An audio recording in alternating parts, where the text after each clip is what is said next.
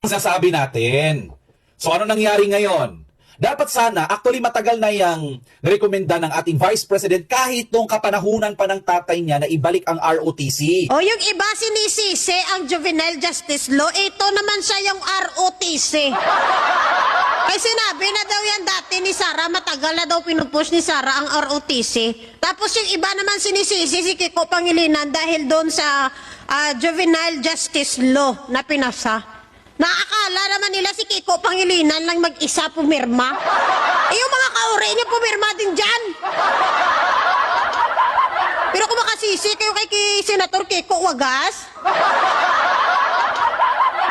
ito naman isang content creator, ROTC naman ang pinagdiskitahan kay Kuno Pinush ni Sara. Ay talagang ginamit mo pa talaga propaganda para pabanguhin ang pangalan ni Sara.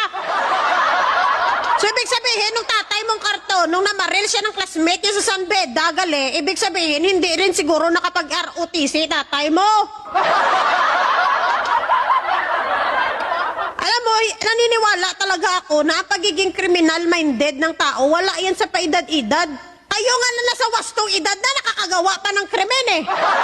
Tingnan niyo si Digong, binaril yung classmate niya, college student na siya niyan. Nasa tamang pag-iisip na nga yan eh. Yan pa kayo yung bata? Utok ba? Wala yan sa paedad-edad ang pagiging kriminal. Alam mo, ang ano dito, dapat turuan ng magandang asal yung mga bata. Pero kita nyo naman nung naging presidente si Digong, tingnan nyo nga to. Kayo ang patayin ko. Mali po ang pumatay. Uwi ka lang. Tama po ba ang burahin ng Santo Papa? Uy, ang NPA. Turo niyo po sa amin ang tama. Oh. Kita nyo na? Baka idolo ng mga bata na yan si Duterte noon. Ayan na yung inaani natin. Inaani na ngayon ng mga kabataan ang katapangan at kagaguhan ni Digong.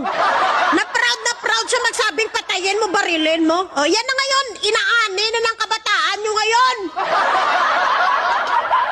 Naniniwala ba kayo na kung ano ang nakikita ng mga bata at naririnig nila, na-a-adapt nila? Naniniwala ba kayo dyan?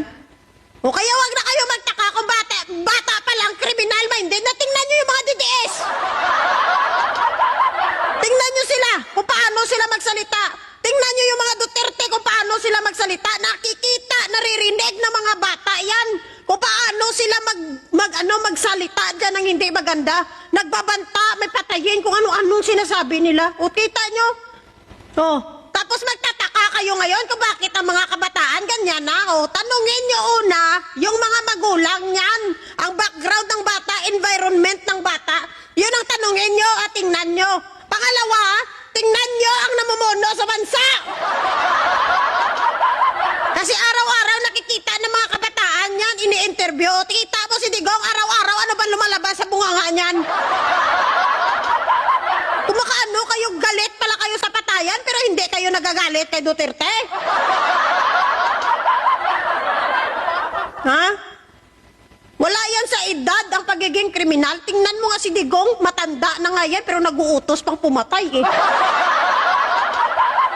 Na nasa tamang pag-iisip yan? Yung bata pa kaya? Tingin mo. So naniniwala ba kayo na ang mga bata kung ano ang makita nila? Magagaya talaga nila? Ha? Oh, wag na kayo magtaka. Wag kayong magtaka. Idol, yung si Duterte, ganyan sinasabi, tapos magagalit kayo kung ang bata ngayon pumatay? Hindi ko i-tolerate sa mga pagpatay, pero kayo nga mga DDS, idol nyo, di ba mamamatay din? Nag-uutos pumatay? Sabihin nyo naman hindi niya sinabi. Ayan mismo video nagsasabi. Siya na mismo nga nag-uutos pumatay eh. Oh. Baka idol yan si Duterte, narinig niya si Duterte na nagsabi, barilin mo. Ayan, binaril ng bata. Malay natin, di ba? Hindi natin alam. Bumuto pa ulit kayo ng Duterte para mas lala pag ang sunod na Pilipinas. Ha? Pag-isipan nyo mabuti yung mga sinusuportahan nyo. Pansinin nyo simula na nagkaroon ng Duterte sa Pilipinas, i-examine nyo yung mga sarili nyo. Examine yourself ba? Tingnan mo kung ano nang nangyari sa'yo simula na may Duterte na dumating at idolo mo si Duterte. Ano nangyari sa'yo? Ha? Tingnan mo nga yung mga comment dyan ng mga kapwa mo, DDS. Nasa maayos ba bang pag-iisip yan?